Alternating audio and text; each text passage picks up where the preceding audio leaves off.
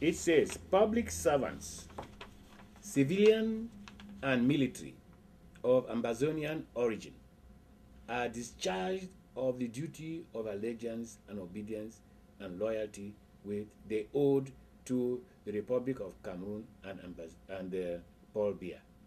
This is all the civil servants, all the military, all the gendarmes, all the police who come from Amazonia are not to obey Paul Biya again or the Republic of Cameroon. Could there be anything much more treasonable? No. Right. Now that was part of the court order. Okay. And then they were now to be answerable to the Republic of Amazonia and its head of state, Fon Fangum Gorji Dinka. Now, here this thing was published. When you take into in the light of the fact that I only asked Paul Biya to implement his own law, they took me to military tribunal and asked for me to be sentenced to death by a firing squad for high treason. Here is a publication calling on about say 29% of the army not to owe any allegiance to Paul Biya, the police not to owe the allegiance to Paul Biya, the gendarmes not to owe any allegiance to Paul Biya, and nobody has touched the publisher of this. Why? Because it happens to be a court judgment, and whatever comes out of court is privilege. It is totally immune from civil or criminal proceedings. So when I have some of these nitwits who Paul Biya seems to be hanging around here, nobody in Yaoundé has challenged this. Not one man has challenged this. It is the Rakstag who call themselves SCNC and so on say, that is not a good judgment. That's not a good judgment. If it was not a good judgment, why is it in the newspapers? In fact, that is the judgment which has given us the best mandate. Enforcement of this judgment is what we are now going to proceed to get international community to enforce, along with all the other legal parameters we've secured. This now backs up what the military tribunal said. So this was a fantastic thing we got, and it was a matter, they didn't know, they thought they were going to come now and start pushing them. They didn't know what we were doing. God was enabling us to assemble our legal arsenal to the point where when we present this to people whom we want to help, they will see a very, very big cover, legal cover for any intervention. I would like to point out to the fact that what they used to call interference in internal affairs of Cameroon, that bubble has burst. This alone has burst the bubble because it says Cameroon occupation of Amazonia is illegal and constitutes an act of continuing aggression. Furthermore, you find it even goes further to say all persons who succeeded in the March 1, 1992 legislative election in constituencies within the territory of the Republic of Amazonia henceforth become the nucleus of the transitional legislature of the Republic of Amazonia and are thus prohibited from participating in the legislature of the Republic of Cameroon. That applies even to those people there. We intend to harness, time has come for us to harness all this now. Tell those idiots there to stop going to Yaoundé. We must start liberation by ourselves before we can get backing from outside. They will be told to get out of Yaoundé. Now, then there is an order expelling from the territory of the Republic of Amazonia all persons whose presence or duties in that territory derive authority from the Republic of Cameroon, Paul Biya, or any government based in Yaoundé. So these are the legal ramifications we have now in our hands. But since this was only Cameroon business, we said we play cool until we get something international. Under Napoleonic Code, civil procedure, in which is operative in Cameroon, when the forces of law and order are frustrated from carrying out a judgment of the court, it is the right of the population to use any means possible to enforce that judgment. It is a law of Cameroon, Napoleonic Code, criminal procedure. It's applicable in Cameroon up to today. Explain that again. Napoleonic Code, criminal procedure. If a court makes an order which is supposed to be executed, and the person who is supposed to execute the order, let's say the Procurator General or the police or whoever is supposed to execute the order, and execution of order or enforcement of law is based on force or the threat to use force, right? Now, if that public force is in the control of somebody who refuses to let it be used for enforcement of law, the population can use any way to enforce that law. So this particular judgment now gives the citizens of Ambazonia the right to move, to do whatever they can, to enforce this. So, with the only thing I need to again to emphasize is that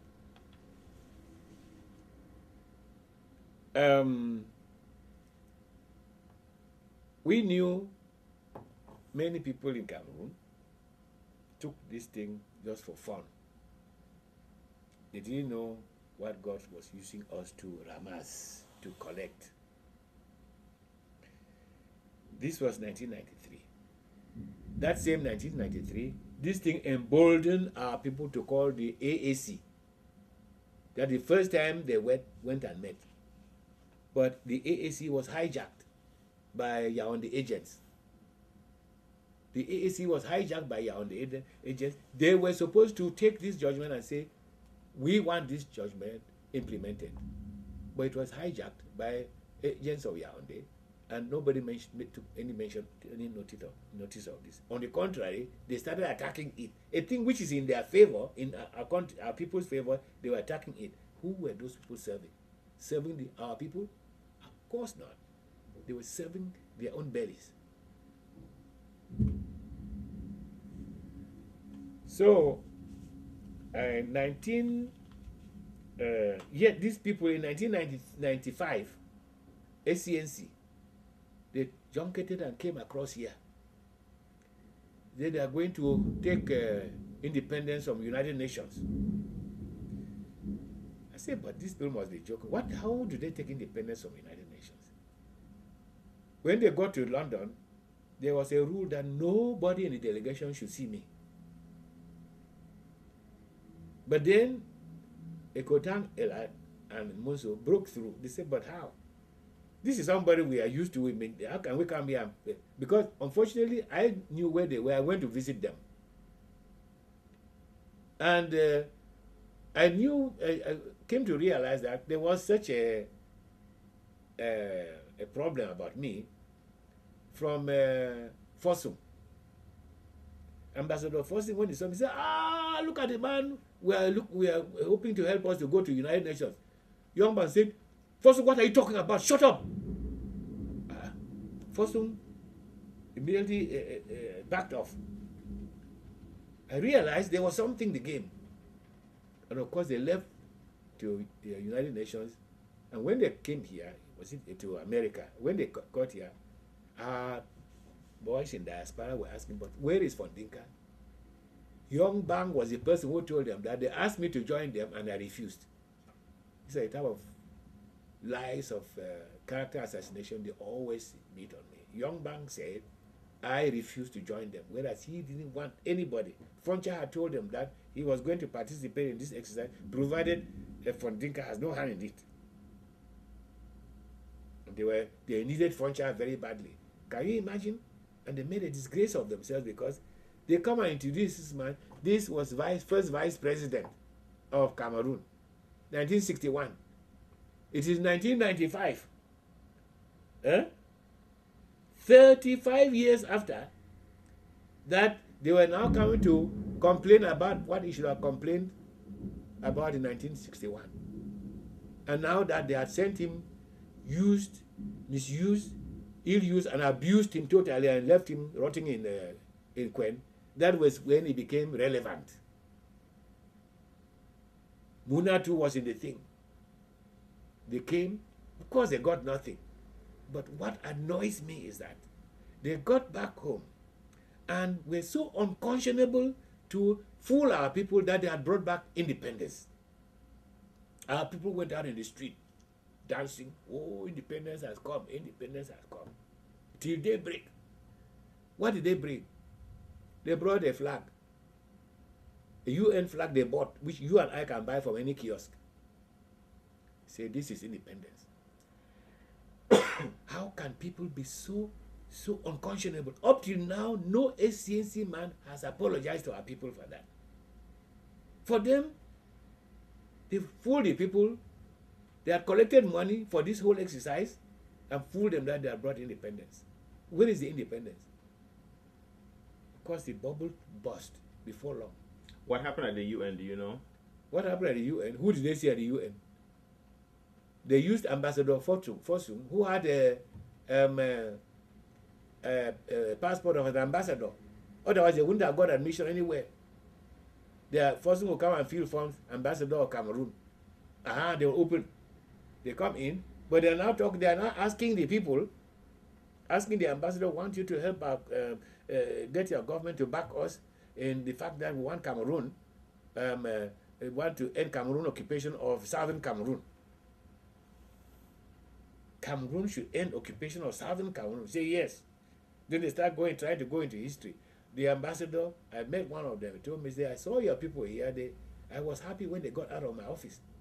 How can anybody come and ask me to tell my country that they should come, my country should back southern Cameroon, breaking out of Cameroon? What, are they crazy?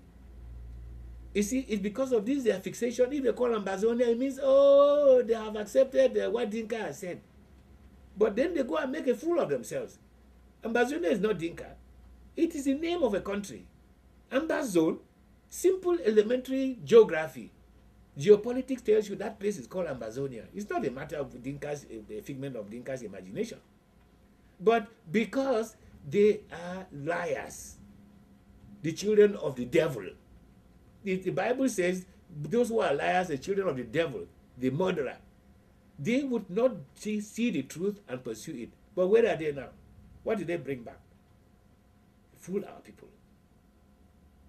Up till now, they are still calling around SCNC. SCNC. What are they, SCNC? These are the people who created problems in 1997 Eastertide.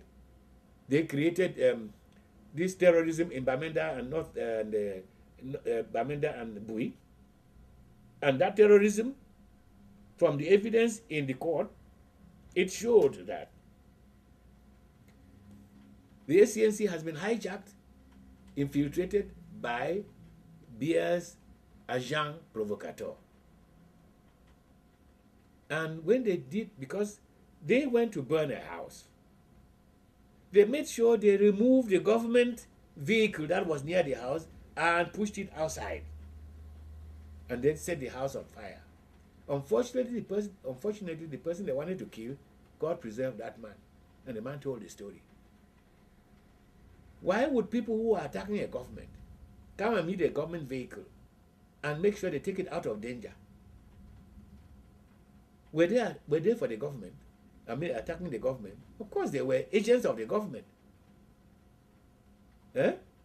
What disturbs me about the whole of this thing is that the thing went around as as it has turned the SCNC into a terrorist group. They were genuine people. There are still some genuine people in SCNC, but it has been overtaken by a terrorist group. And as I remember, I was in London when Padim Bawa came to live with me. He brought me documents of internet, which were giving an account of what was happening in Bamenda. The person who was spokesman for this SCNC in America here was one Shemlon. And I said, you mean to say the people have such a network that there are people out here? Now, I have been here. I've been here a couple of times. The last time I came here, I met Shemlon for the first time. Shemlon led a delegation to come and meet me to tell me that what they had agreed in Adamstown, I should ignore it. I said, but why are you addressing me away from the other people? Let us go to the meeting which people are waiting for me, and we discuss the matter there. I don't know what people did in Adamstown. I wasn't there. So we left. As we were going together, they vanished into thin air. Until we finish the meeting, up to today, the only thing I see is internet. Attack on Dinka. Attack on Dinka. That is the type of terrorist agent who claim to be the spokesman for those terrorists in Jakiri. What are they attacking about you? What is the attack? The attack? Mm-hmm. They see, they are chronic fault finders. They must find something wrong. This Dinka has done something wrong. Ambazonia is something wrong. The only person who can be attacking Ambazonia are agents of Paul Biya. Simple elementary logic. So when they keep, if you hear them, it is part of spying. You must appear to be so, especially as young provocateur. You are supposed to operate in a way to provoke the enemy to attack you people. Now, let me ask you a question. If somebody disagrees with you, is that an attack, and does that make that person an agent of Biya? Disagreement is a totally different thing. When you are disagreeing on a point. This man, first of all, started attacking me. He said, first, that I was one of the people who carried us into La République. Even though he knew and got to know later on that 64 is when I went back home. By that time, there was already unification in 61. Yeah? Okay. Why was he raising that? In order to discredit me. To discredit me. What did I do to him which he wanted to discredit? Next one, he said, oh, the man is in a church which is killing people and so on. Why? To discredit me. We have a message out there. Take that message and proceed with it and leave the individual. But he prefers to go for the person. In fact, that man has convinced me that our case is so solid that a top intellectual like him cannot find a place to punch it. He has to go for the person. I'm so happy for, you see, I told him when he came, when I met him, I said, I'm very happy about your activities. I said, first, there are very many things you have accused me personally. I told him in his face. I named them. But they only convinced me that an intellectual like you with a PhD has found nothing to attack in what we stand for. So you are now attacking the person. It vindicates our story.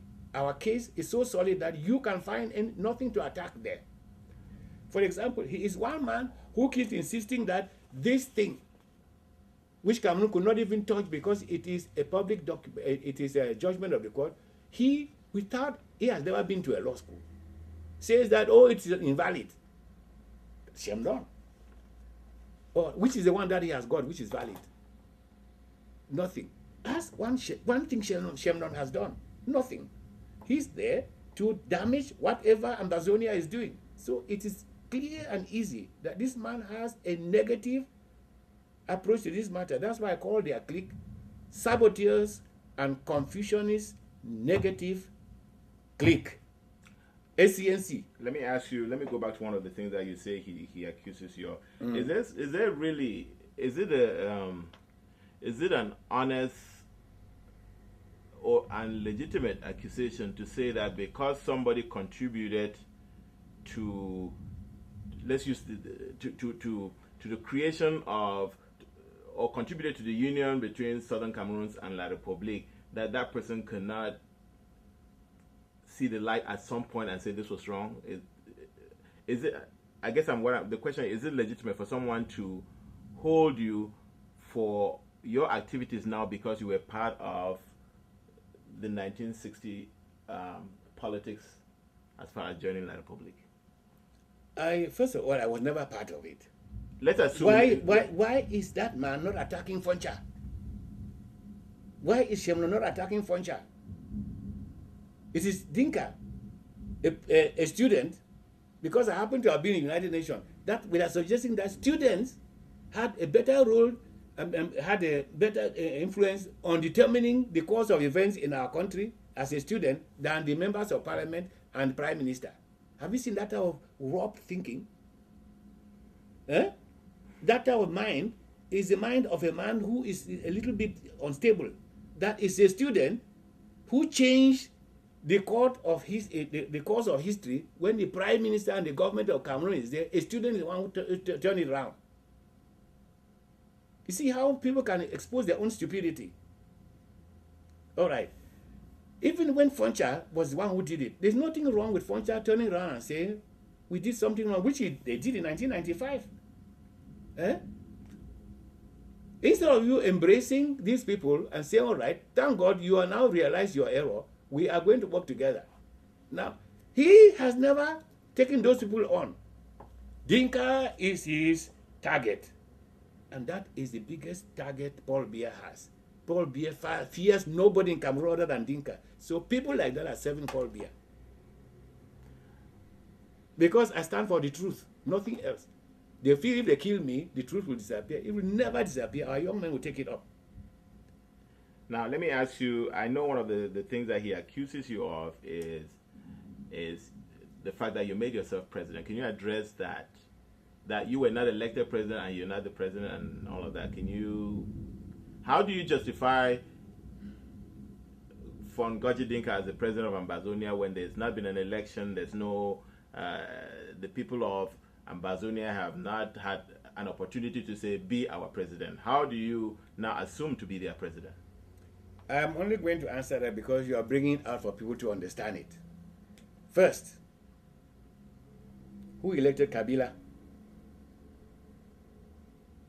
Has Kabila been elected? No. Even they killed his father, the one they are putting now, is it the election? No. Why has none of these people not challenged that? When de Gaulle declared himself president of France, and everything, but for his signature, the Allies would never invaded France. They had to get somebody who is the one they consider as the head of state of France. Who elected de Gaulle? Nobody did. When it is a revolution, the spearhead of the revolution usually becomes the head of that nation. The only people who are making that rubbish are those Paul Biya has sent, because here it is. It's now a court judgment. That's why they are trying to tear this court judgment down, but they can't tear it down. It is now a court judgment. And I've asked them, any of you wants to be that head of state, come. But they're such cowards, none of them will put their heads on the line. Now, there was also a situation in Nigeria where there was also a court judgment. Can you address that? Which court judgment? In Abuja, there was. Oh, yes. Scapo and Abuja. Yes. That, first of all, there was no case between Scapo and Cameroon or Nigeria. Scapo is an unincorporated body with no legal standing. It is 12 human beings that went to court. If they had gone as Scapo, nobody would have even listened to them. That's point number one. There was no case between SCAPO and so on. Those 12 individuals, a few of them decided to call SCAPO. And it's all scattered now anyway. But they went to Abuja and they started a superb job. I didn't know about it till Ngekaluma phoned me. Where he got my number from, he said he got it from Muko. He said, I must come and help them. I said, help you do what? What is happening? He said, well, I filed a case in court in Abuja. I said, what is the nature of the case? He mumbled and told me they're asking Nigeria to help them in the case to put our case at the Hague International Court of Justice. I said, that would be fine. But since I don't know the details, how am I supposed to help? However, I'm going to instruct the Honorary Consul General of Ambazonia. We have one in Nigeria, recognized by the Nigerian government, to get our archives, get a lawyer to supply you some of the documents which we consider will be vital for getting whatever you want. So we did. I instructed the gentleman. He flew to Abuja, instructed a lawyer there, and supplied all these documents, which they gave them, which they were to file for them. These same people who said I should help them now turn and say, oh, Dinka wants to hijack our case. You see that mentality of inferiority complex. They asked me to help. I sent them documentation. They say, oh, this man wants to take our thing. Liberation of a country is their thing. See that our mentality? However, when I first read the first order of that woman, that judge, I say, yes, something is going to come out of it. When she was adjourning the case, because they had said, oh, these people have no local standard, they have no so and so, the woman ruled that they have a right to file this action. And what they had applied for was solid. But what they came with, when they you see, they took it and went to the Hague. The lawyer they took along could not be allowed to enter Holland. Was he a Nigerian lawyer? He's a Nigerian lawyer. Okay. And we thought that... Why did they need a lawyer? They're lawyers themselves. Who? Most of the 12. Who are the lawyers themselves? Gumne is a lawyer. I don't know. Gumne is not a lawyer. Nangam, you know Nangam, no? Yes. Nangam is a teacher. There was no lawyer. The only lawyer who was among them was Mukwelengo. He's dead now. That was the only lawyer among them. Okay. So they needed to hire a Nigerian lawyer? They hired a Nigerian lawyer. Okay. And the impression I had from rumor was that they were being helped by Asorok. That's the presidency of Nigeria. Yes. That's the impression I had from them. So I knew they may have given them a lawyer. And this man kept posing as a lawyer who had been supplied by the government until they got to the airport in Amsterdam. They said, no, you can't enter. Now, if this person was a Nigerian government agent, they would have given him a diplomatic passport or something to get in there. So this man had to go back, ostensibly, according to them, to go and get the situation regularized. That's what forced these people, Dangam and Gumne, to come to London. Then they phoned me. I said, where are you phoning from? They said, we're in London. I said, what happened to the case? Till they told me the story, they wanted to go and deposit the case. And they have run into trouble because this lawyer could not get entry. I can go in and out of Holland, have a free passport to go take me anywhere. So I rushed there.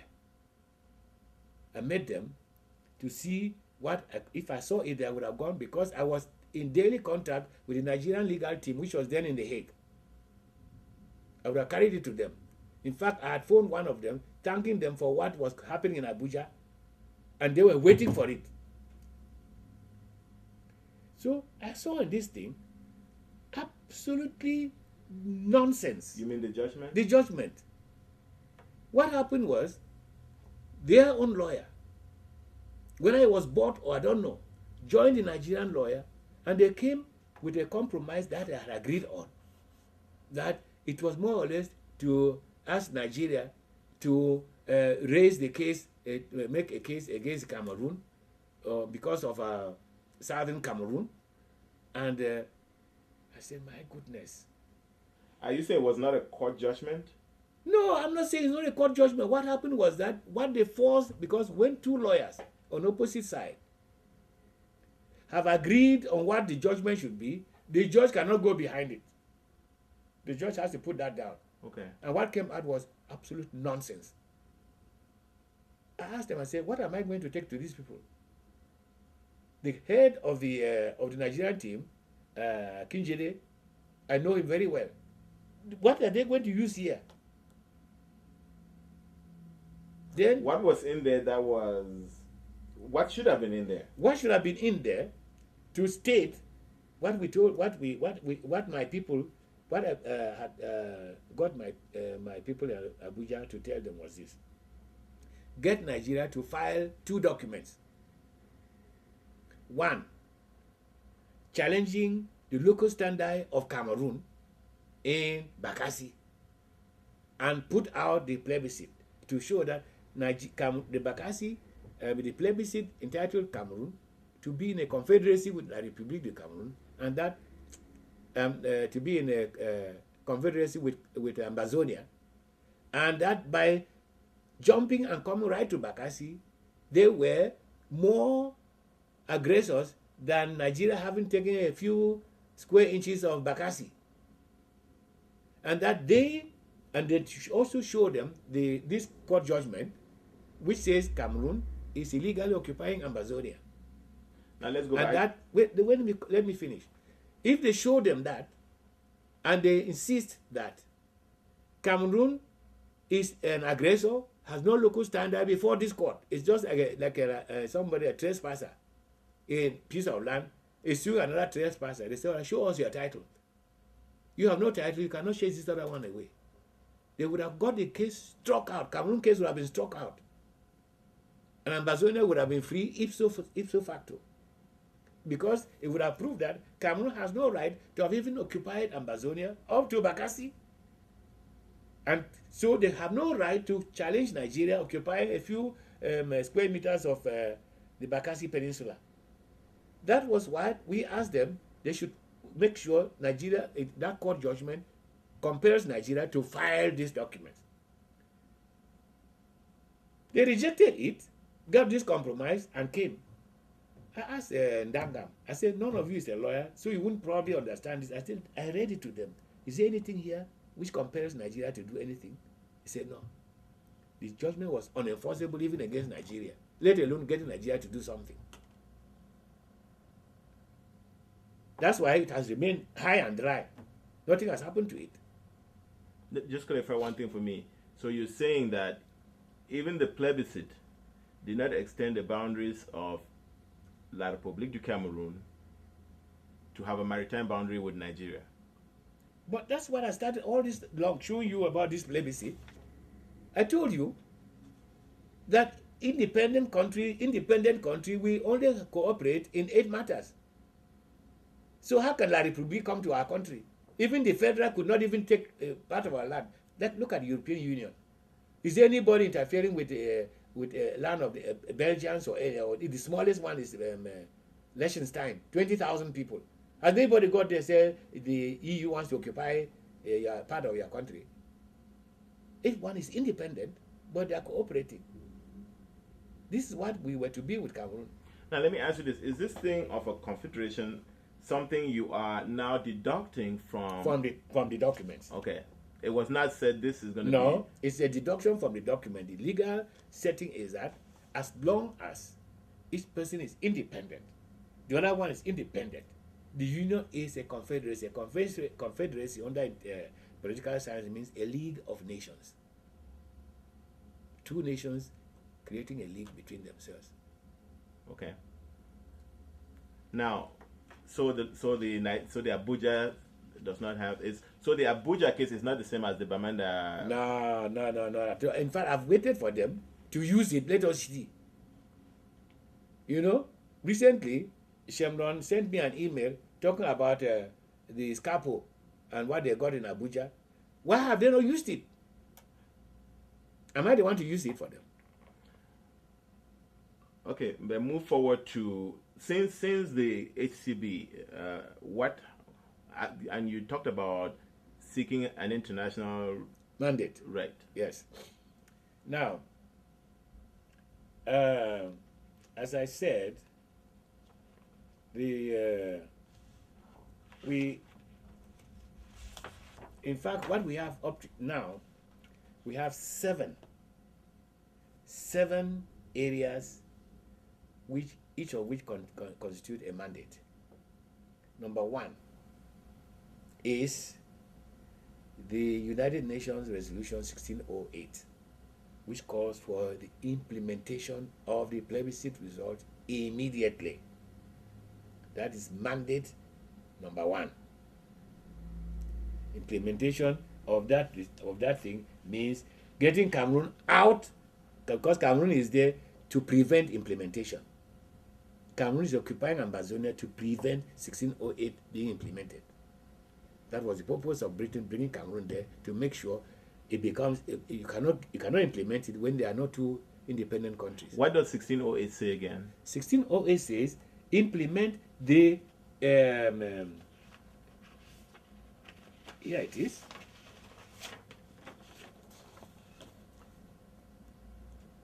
Considering that the people of the two parts of the trust territory, having freely and secretly expressed their wishes with regards to their respective futures in accordance with General Assembly Resolution 1352 and 1473. 1352 was the UN resolution for a plebiscite in southern Cameroon, and 1473 was for a plebiscite in northern Cameroon. Okay. Right. The decisions made by them through democratic process under supervision of the United Nations should be immediately implemented.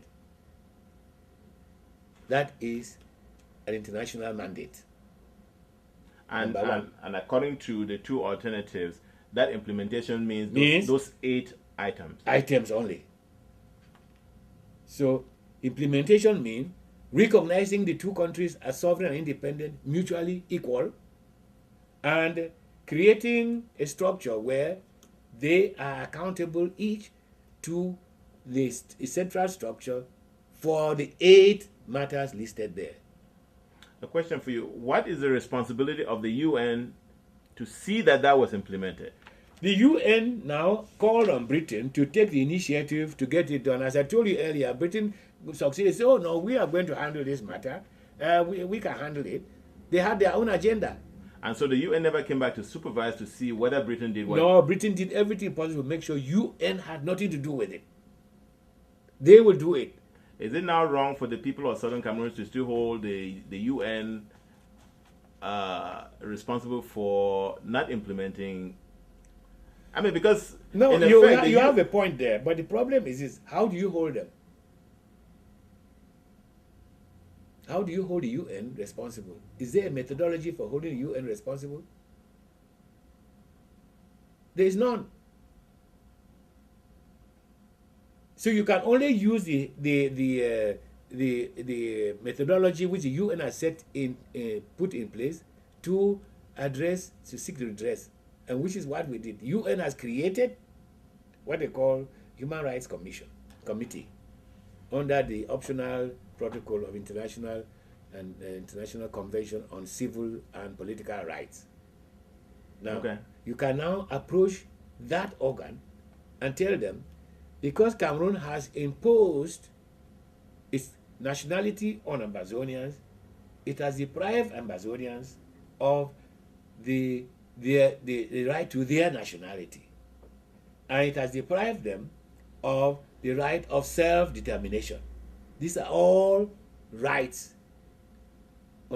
guaranteed under the ICCPR, International Covenant on Civil and Political Rights. Cameroon signed up the optional protocol to be bound by this on the 27th of June 1984. Up till that time, we had nowhere to go. So, that was, as I said, that was mandate 1608 was mandate number 1. Now, Cameroon law 84/01, the restoration law, is a mandate. It breaks up the alliance, it breaks up the union, and it is now a matter of why the new social order was saying that implements that law. And that law was the one that took La République, instead of being either federal Cameroon or United Cameroon, to going back to being La République du Cameroun, yes, which was independent in 1968, yes, with its borders east of the Mongo. Yes. So once that came in, we are asking them, implement it. That's a mandate. Number 2, implement 84/01. The next one was implement the military tribunal ruling that my call that Paul Biya should go to the east of the Mongo is legitimate. That is mandate number 3. Then ACB 2892, the High Court judgment which is here, is mandate number 4. Before you go forward, you said something about that particular judgment no longer in the court papers in Bamenda. Yes. What happened was that when I was told from down there, I'm not in Cameroon, when they told that once this thing was published in 1993, French ambassador read this. I said, but if this is what has happened, and there is there's a move to implement it, you don't expect France to back you against, to defy a court order. It's not just done in France. Even the president of France cannot defy a court order. So go and find one way of getting that thing nullified. Paul Biya then gets the court to issue hearing notices to release the case, put the case back on the list for hearing. Issue hearing notices. In 83, a case that was done since 92. In 93, a case that was done since 92. What year did they issue the notice? 93. Okay. And when was that case won? 92. Okay. So, they tipped Berengui that there was a hearing notice coming, and Berengui took to the woods, made sure he was not served. And that was the only person they could serve. They couldn't come to Nigeria to serve me.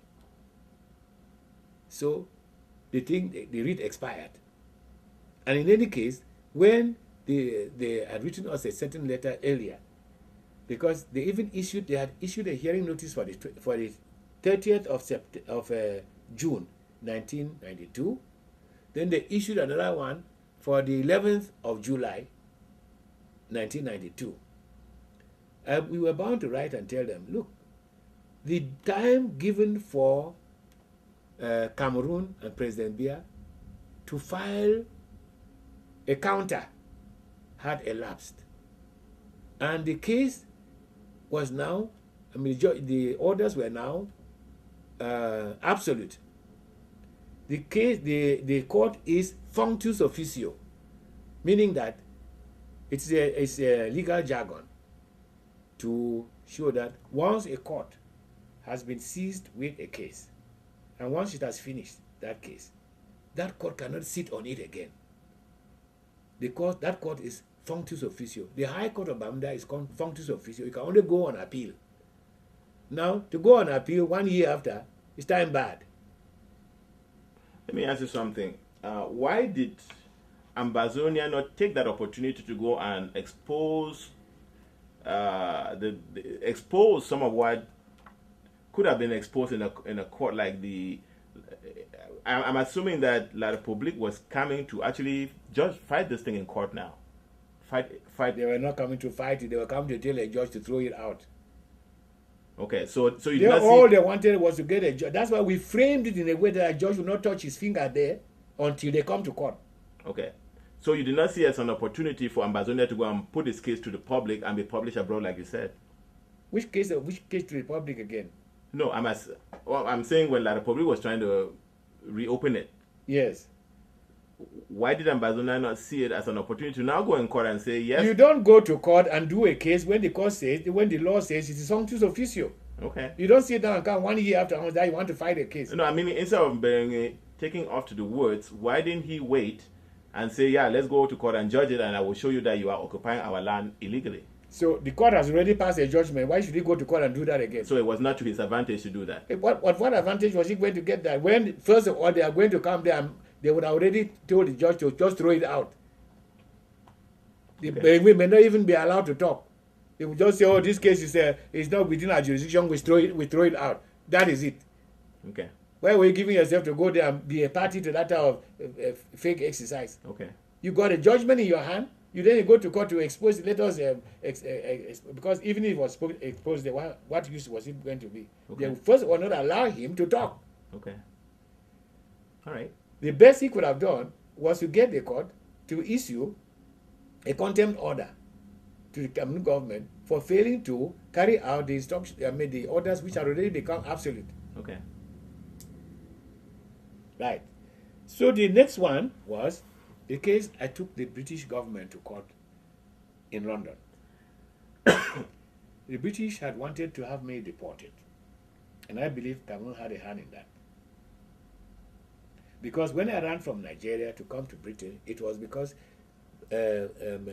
Cameroon had got into a relationship with Abuja to arrest me, and I was arrested.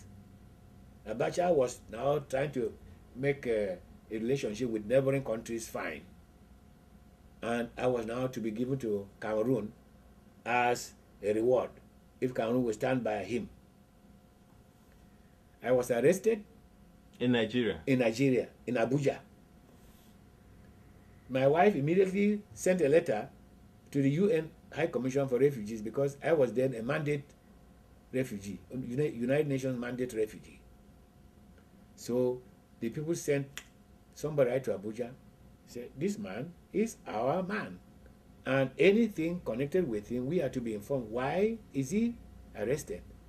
Abacha took fright that it was going to become international, and I was released.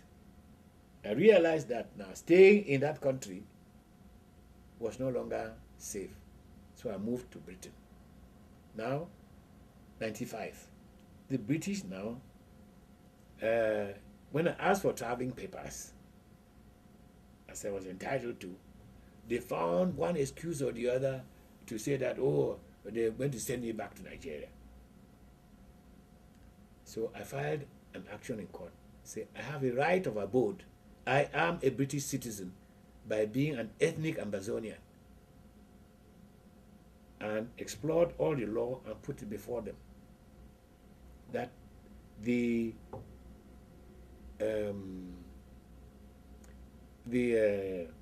trusteeship agreement, Article 5.1, says that Britain shall rule Ambazonia as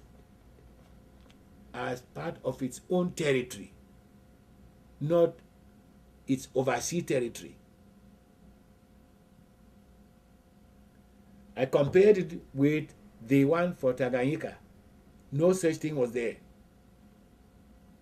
I said, that means I was like an English boy.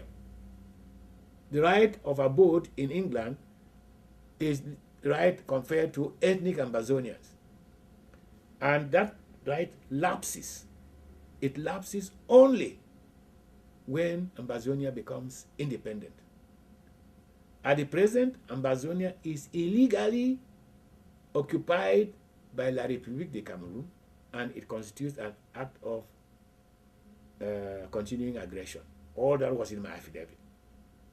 and that they occupied Cameroon, Ambazonia, thanks to the British. They organized these people to occupy our country, so they are now surrogates of British imperialism.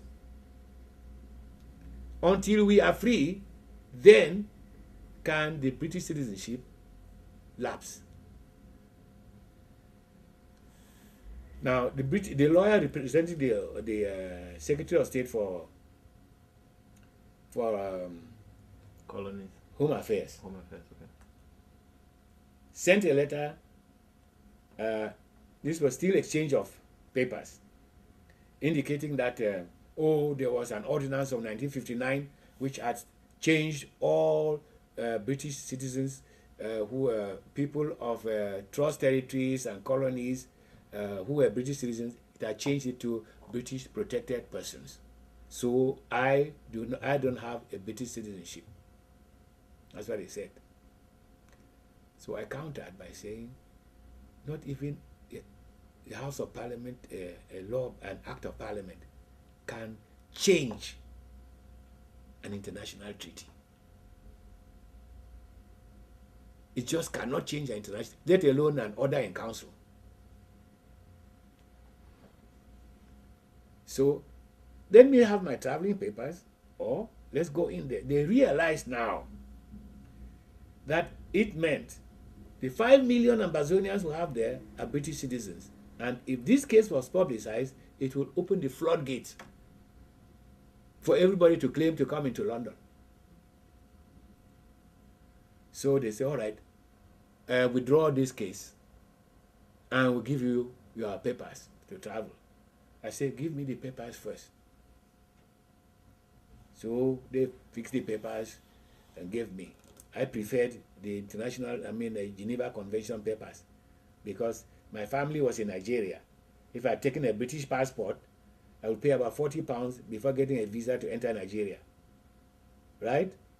But if it was Geneva one, I'll pay £3. So I asked them, I wanted a Geneva Convention travel document. They gave me those. They said, all right, withdraw the case. I said, I'm not withdrawing the case. You've now conceded that you have no case. Let us now sign, get the court to issue a consent order, an order that compelling you to deliver the documents to me. So that it's on the record that you gave these documents to me by virtue of a mandamus. Oh, the government lawyer tried to make some noise about it. If that's the case, we are going to, I say, let's go to court. Let's go to the open court and argue this matter. Their backs were, they were right on the floor. They didn't know how to expose this matter and save themselves from 5 million niggers coming to claim for Ambazonia, coming to claim a British citizenship. So they say, all right, how do you want the judgment framed? So I say, I'll frame it for you. I frame the judgment, send it to the government lawyer. He signed, because when it's a consent order, the parties must sign. So they signed, sent it to me, I signed, and then delivered it in court. It was now entered as a judgment of the court. So does that now make Britain again?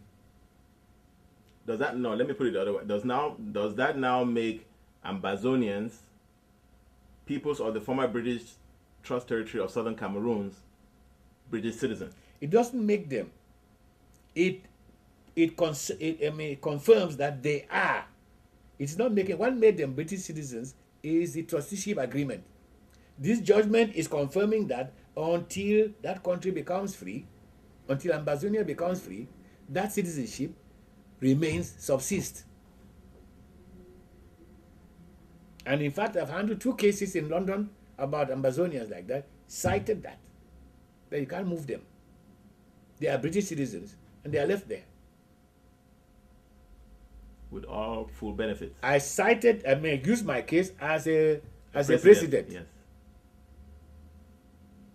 So that is what, that's how this, so that was another, that's the High Court of Bamenda, High Court of London case, which confirmed that we are illegally occupied by La République de Cameroon. and we are British citizens.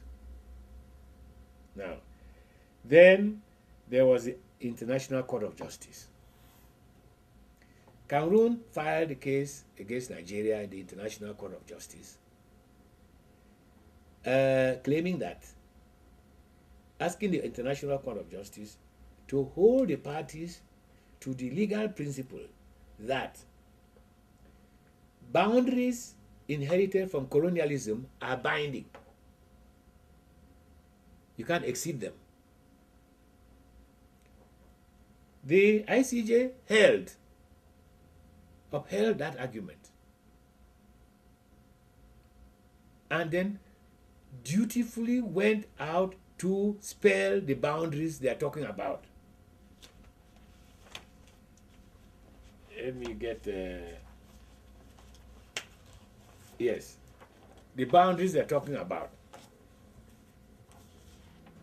You see here, they first of all enunciated the boundary according to the chronology, the Anglo-German boundary of 1913. Here it is.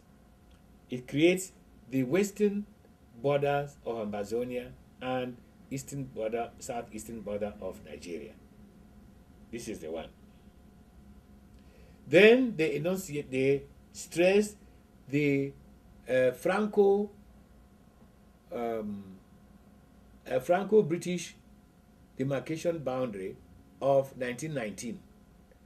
This is the one, right from Chad to the sea. This is the one. That is the Mongo boundary. And that's the one that created southern Cameroons, northern Cameroons, and the Cameroons under British control. I mean, Cameroon under French control. No, I'm saying that's the boundary that separated the German that separated the German Cameroon, giving British part and French part. Right. That's right. That is in 1991. Okay. The ICJ stressed that. They also went to stress this boundary in the north here, which was created by an ordinance of the British Ordinance in Council 1930. The Jeffreys boundary. So once they have stated that, and they say parties should respect the boundaries they inherited at independence, which means Cameroon should move from here back to east of the Mongo.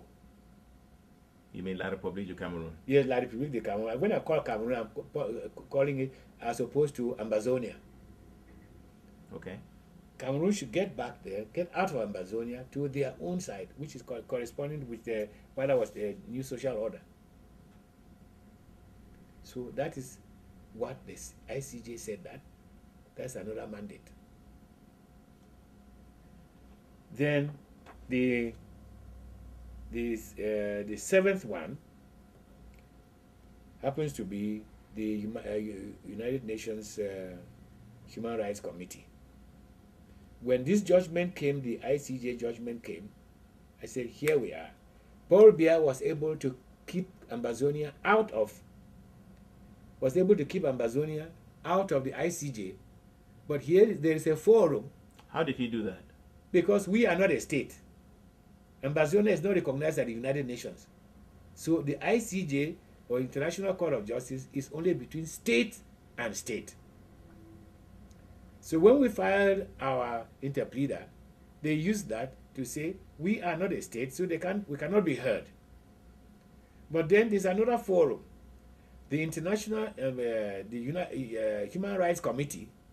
A state as and an individual have the same equality.